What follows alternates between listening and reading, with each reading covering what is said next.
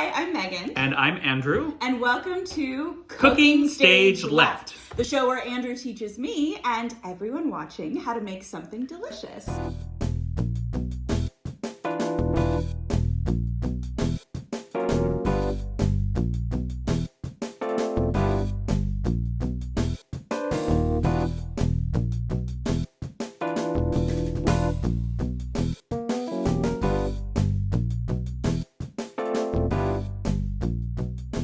First episode, maybe. And so we will introduce ourselves, tell a little bit about ourselves. Megan and I met about 8 or 9 years ago doing a production of The Crucible in San Francisco. Not a high school production like most people are involved in. Yeah. And since then, we've done a number of productions and projects together. And so this is our latest. Yeah, we really like working together, so it's fun. So Andrew is an amazing chef, and I am not. So we thought it would be fun if Andrew would teach me and everyone watching how to make a new recipe each week. So what are we making this week? Okay, so we are going to make pizza, but we're going to make pizza in in a waffle iron, which... kind of interesting. So I got a waffle iron about 10 years ago, and the reason I got it was to make anything except waffles. I was reading on the internet how you can make all sorts of weird stuff and different things in waffles irons, and so today we're going to try pizza. And we're just going to do a really basic one, just like sauce and cheese, because I don't think we're going to get a lot of baking possibilities out of this thing. But we are going to make a fresh dough, so we're going to talk about that. Excellent. Cool. Perfect. So I'm going to put this aside for now, and we'll go through our ingredients. Yeah, let's go through our ingredients. Okay, so for pizza dough, really simple.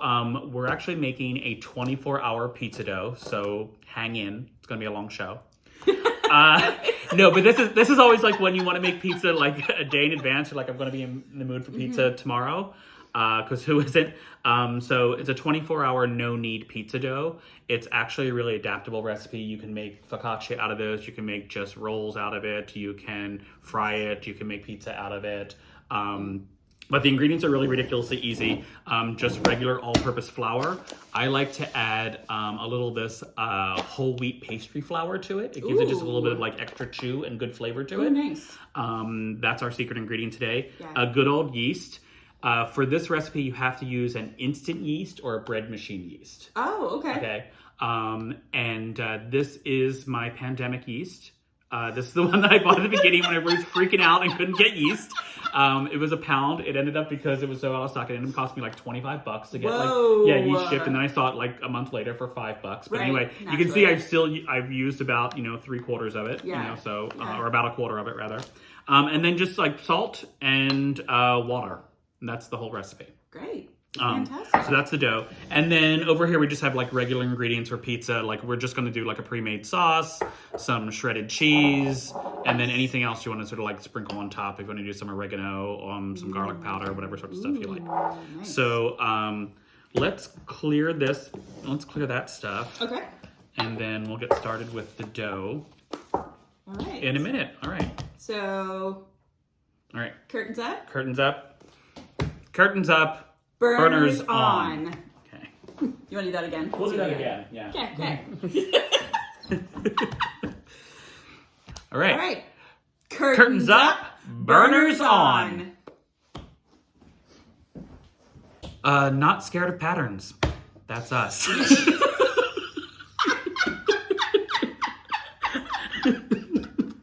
No. Nope. Bring it on. I'm going to have you make the dough. Oh, okay. I'm going to talk you through it. Great. So first we start with 3 cups of all-purpose flour. Okay. And if you don't want to use the extra whole wheat flour, you just do 4 cups of flour. It's just 4 cups of flour is this dough. And this will make a lot of dough. Again, you can make an entire sheet pan focaccia with this, or you can make 2 really good sized pizzas. Or if you're doing sort of a make your own pizza party, you'll get 4 to 6 small individual pizzas out of this. So it's going to make a lot. Do you even off the top of the cut? Not for this. Yeah. Doughs like this are really forgiving, so you don't have to worry about it. If we were doing a cake or something schmancy like that, then yes, you have to pre-sift and do all that stuff. But this is just go for it. I'm already making a mess. There you go. There you go. And then 1 cup of the whole wheat pastry flour. Okay. Great.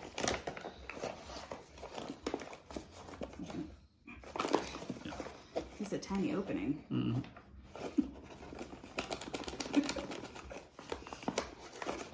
I feel like there's probably an easier way to do this. No, that's it. Okay. That's your paying your dues right there. There you go. Yeah, there you go. And then you're going to use a half a teaspoon of the yeast. Yeah. Oh, this is like double-sided. That's cool. Okay.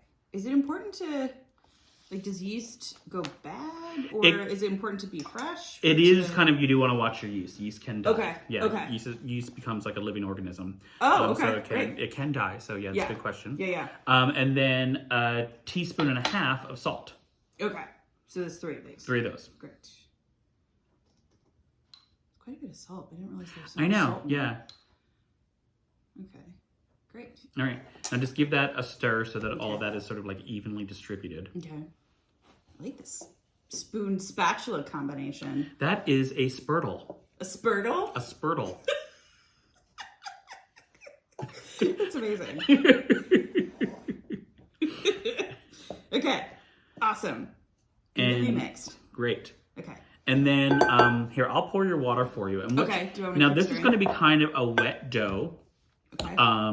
You don't have to worry about over mixing it. Okay. But you do want to make sure that it's mixed well. There's no dry patches. Okay. Okay. So I'm going to do about half the water first. Okay. And the water is just a little bit warm. It's like warm from the tap. Oh, okay. Interesting. And I just do that to get the yeast just sort of like started. So the yeast sort of, because what you would normally do if you were using like traditional yeast is you would put like pretty warm water, and then not warm enough to kill it, but you put warm enough water, and then the yeast would sort of start to bubble and play first. But since we're just going to leave this sit for like anywhere from like 12 to 18 hours, I give it just a little bit of jump. So you can start it with cold water, or I like to get just a little jump. So it's just barely like maybe a hair above body temperature. Okay. And again, this dough is going to look a little wet, but you just want to incorporate it as much as possible. Okay. So whenever you see like big clumps or whatever, just go for it and like get more dry stuff in there. Okay. And one of the tricks that I use is we're using a glass bowl, so we can also like check it from the bottom, so that there's no like little dry patches there. Oh, that's a really good idea. This is kind of an arm workout. A little bit, yeah. But it's less than if we actually had to knead this mother, right? That's true. If we had to knead it, that'd be like, even like 10 minutes of kneading is really a lot of work, which is fun too, but this is chill, and I think this is just fun and magical. Mm-hmm.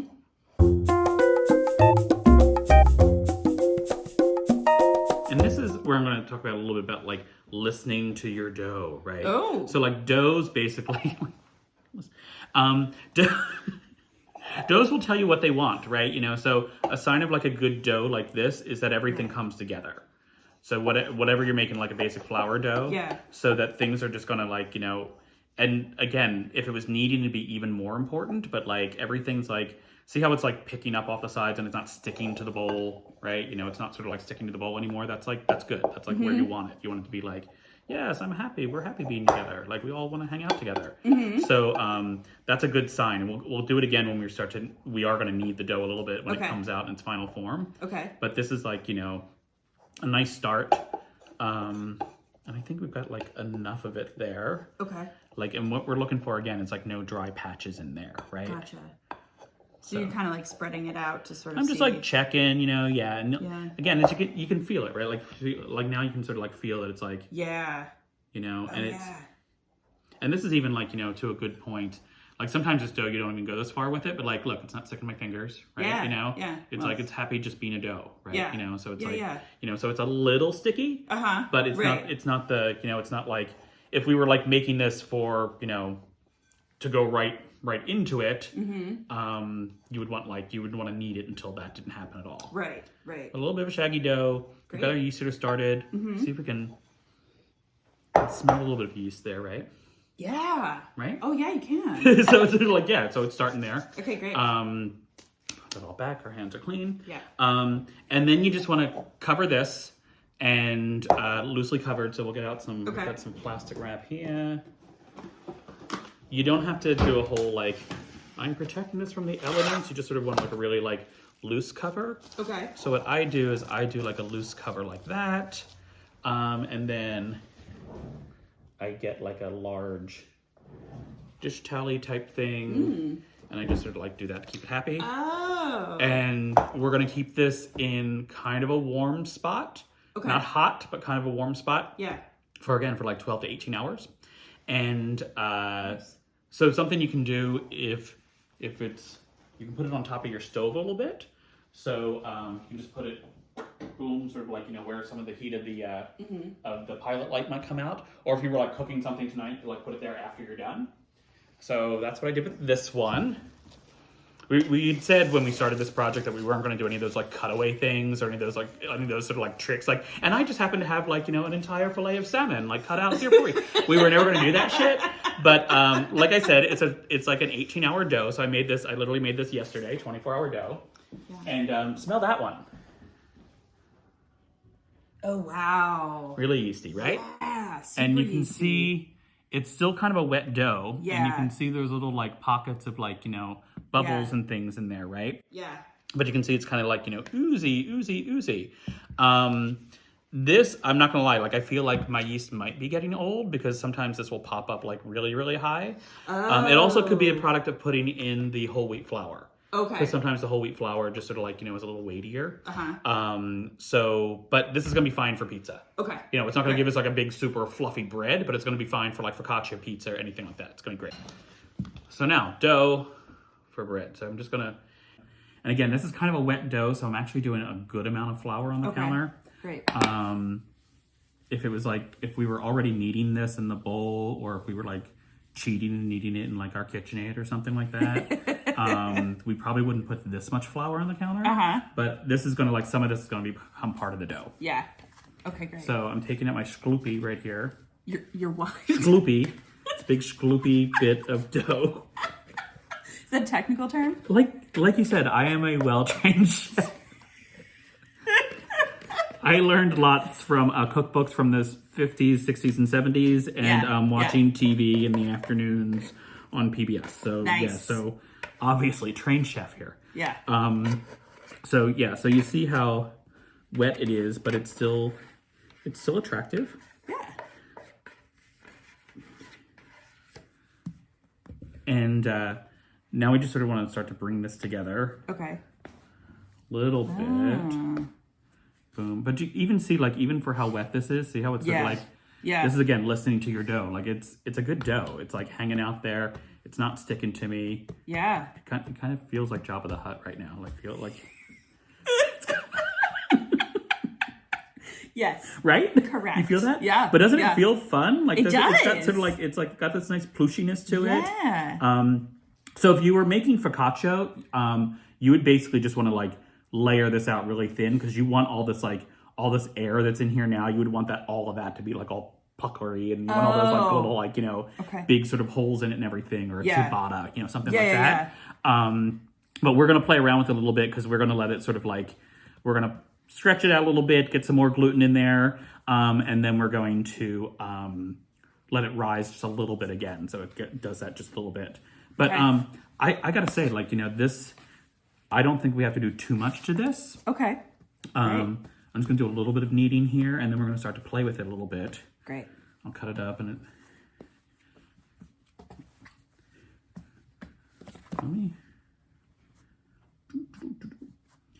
And again, for the size of this, like I'm cutting this in half, and each one of these would make like one good size pizza. If you cut it again, like a full big ass like feed 10 people pizza. Yeah. If we were to cut it again, you'd get some little sort of like nice individual pizzas. So again, you could get anywhere from like one giant to like 6 pizzas out of this recipe. Which is fun. Again, sometimes I like to do like make your own pizza parties, right? So I just like make this amount of dough and you get like 6 pizzas, and even 6 mini pizzas is a lot of pizza. That's a lot of pizza. Yeah. Well, and it's great too because then everybody can sort of have what they want on top of it.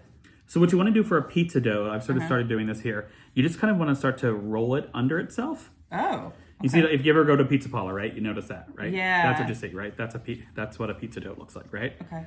So you feel it. So I'm just sort of like taking my fingers and just like letting, you know, it's like, yeah, it's not too sticky. It's really not too nice. sticky, yeah. It's not, Nice. And you sort of like roll it up and you're just making like a little, Uh-huh. and it will start to, as you're kneading it, again, it's doing more of that sort of like getting prettier. So you'll see it will get like, I've started getting prettier. I started a little bit ahead of yours, right? Yeah, okay. But it's all like, right, you see how mine is getting like a little smooth now, right? And I have a feeling for our tremendous waffle iron pizzas, like this is probably going to make like 3 to 4 crusts even. Yeah, this seems like a lot. Like I can't imagine putting this whole thing into the we would waffle. not. Again, each one of these would make probably like a 12 to 14 inch pizza. Wow. If we were to like, you know, really okay. put it out. So I'm going to go crazy here. And even like cut it down more. Okay. Because I think we're going to make a few doughs out of this. A couple. There you go. Yeah, there we go. Like that. Great. Some people you'll see like real experts, like people who have actually been trained. Will sort of like do this whole little like roll thing, and they'll just be like rolling their dough, and they get like, you know, they get the little balls like that. But that seems intimidating, though. It's like, well, you know, it's just gotta practice. You know, right. I feel like a lot of what I like to think about cooking is not about recipes, but about techniques. And so a lot of things are just like the technique, and you just practice it, you know? So you just sort of like practice the technique, and you start to, and that's why I like to talk about like, you know, how it feels and listening to it, right? Because then you'll sort of get the idea. Right. Like, you know, and you don't get that from watching stuff. You get it from like trying it out. From actually doing it. Yeah. Just like, oh, like now my dough is getting like, again, feel that one a little bit. Okay. And like you're getting there, right? Yeah, I'm getting like, there. You're just like, yeah. It's getting there. Getting there. It's good. We have a little dough balls there. Yeah. Mine's still a little sticky. All right, so we're on, and here comes the fun part. We're gonna cook the dough in the waffle iron. Our waffle irons are heated up. We did heat the sauce also, because it's not gonna be like a traditional oven. So the sauce is hot. And then we have our cheese ready to go. And again, just some oregano if we want to sprinkle it on there. So now, and this is the part that I'm unsure about, like how this dough is going to stretch out for the waffle iron again already. So holding our dough, you want to start to stretch it now a little bit. And again, this is like what you do even for a regular pizza. So just like gently, you just want to sort of like let it hang off your fingers a bit. Okay. See what I'm doing? So just sort of like, you know, just keep them under there and let it sort of hang, and you'll sort of feel it starting to get a little bit bigger. Okay. Right? Yeah. And then wherever it's a little thicker, maybe sort of around the edges, and you sort of want to start to touch it there. Okay. Let it just drop on its own. Okay. Does that make sense? Yeah. And then, and this is why it's good that it's not sticky. Yes. Right? Although mine's a tan sticky, but it's not bad. Yeah.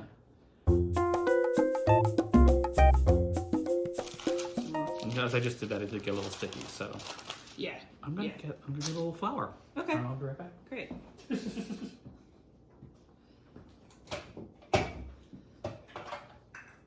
Yeah, mine got a little sticky too, I think. Yeah. This again, listening to your dough, right? So our dough wants to stick to our fingers, so we're gonna give it a little bit of flour. And I'm just flouring my fingers. Yeah.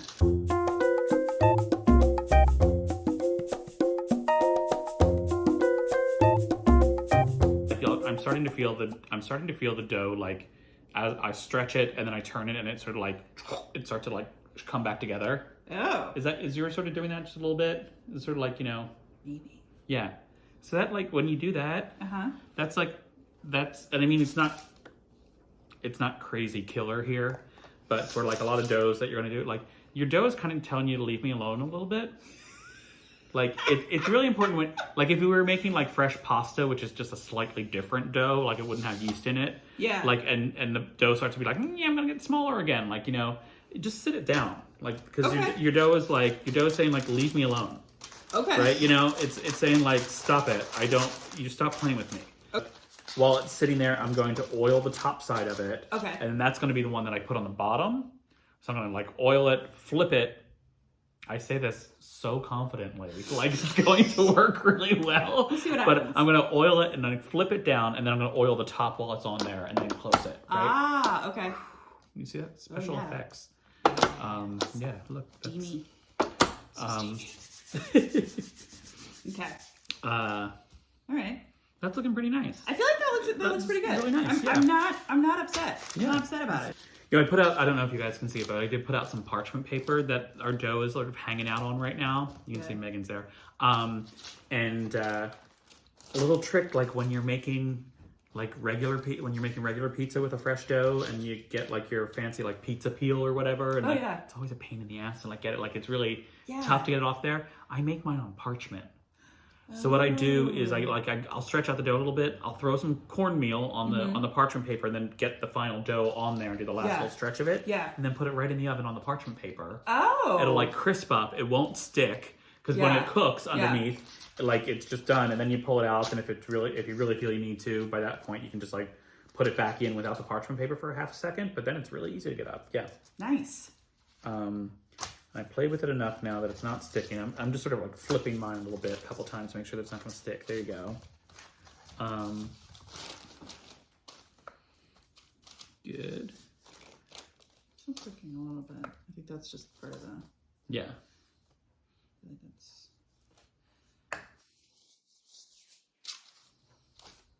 Okay. And then just like finger brush some of that flour off. Okay.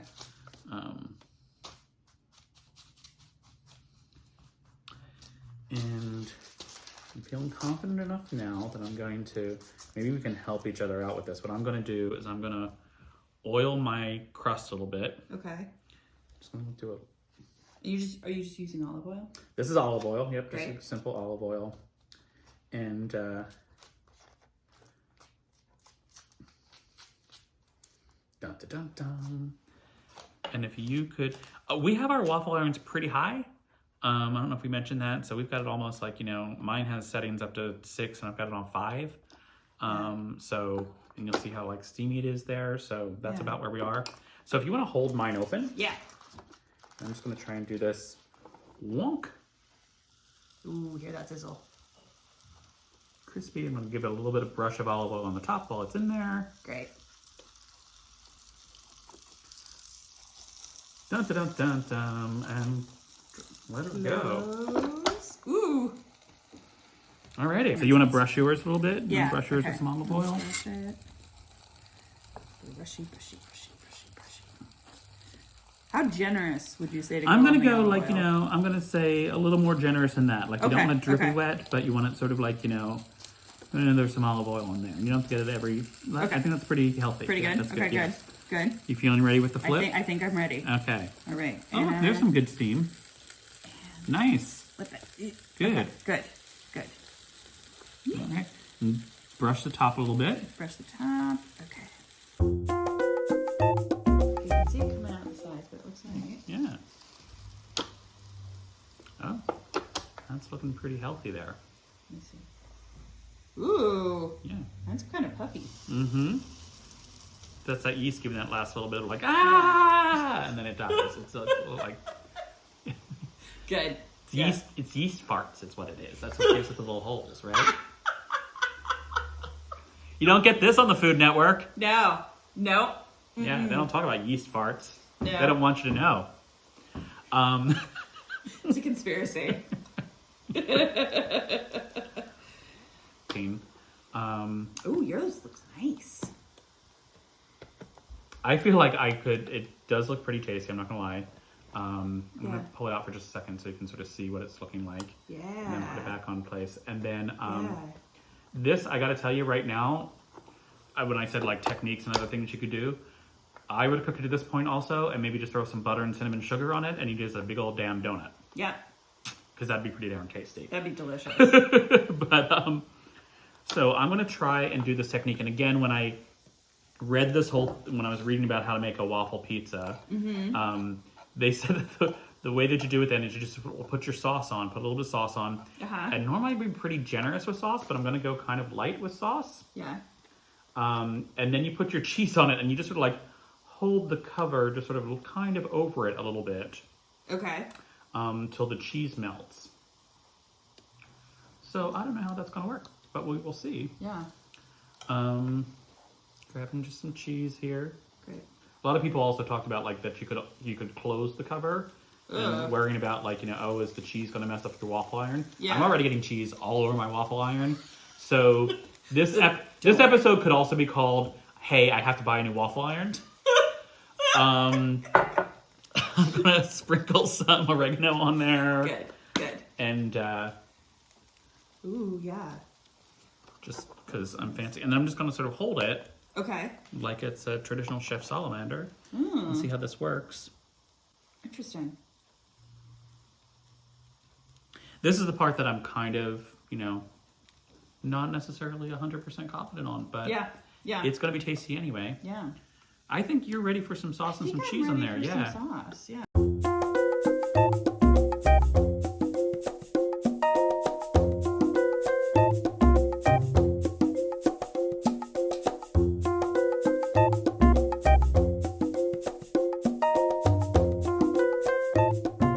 Get the damn thing out of the waffle iron. There you go. Ooh, it smells so good. Look at that. That is so nice. Yeah. Ooh!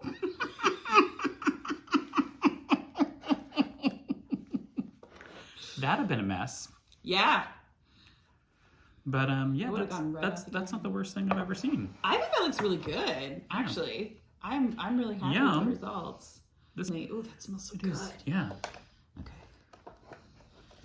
All And right. a little assist there. Yeah. we Ta-da! Well, I'm not upset. Yeah. I mean, what's there to be mad about there, right? Right? Some waffle iron pizzas. It smells really good. Nice Right? stuff, yeah. And that's a little bit, I think getting that little bit of oregano on there. Yeah, Good that makes a thing. big difference. I should probably let this sit a couple more minutes, but I'm just so anxious right now.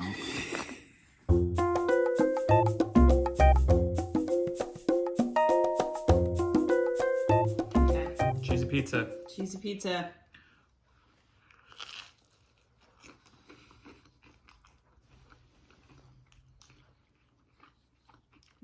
Right on. Yep. That's really good. I love how crispy the dough is. Right? Mm-hmm. Yeah, I really like that.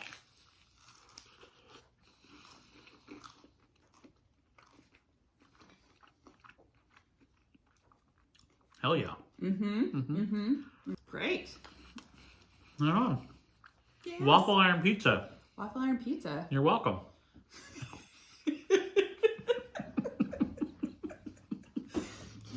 Yeah. You're welcome. And if I can do it, you can definitely do it. Right on.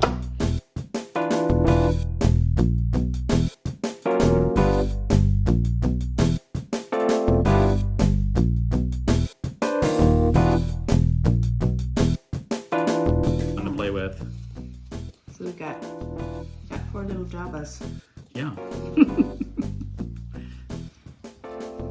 It's like all the extra huts that you never saw until you watch Boba Fett, right? And then like, oh, there's more huts? What the hell? Wow. I mean, I guess there had to be, right? Right. I mean, he didn't just, come out of nowhere. Yeah, exactly. But yeah, then they show up and then they just disappear and we never really see them again. Till now.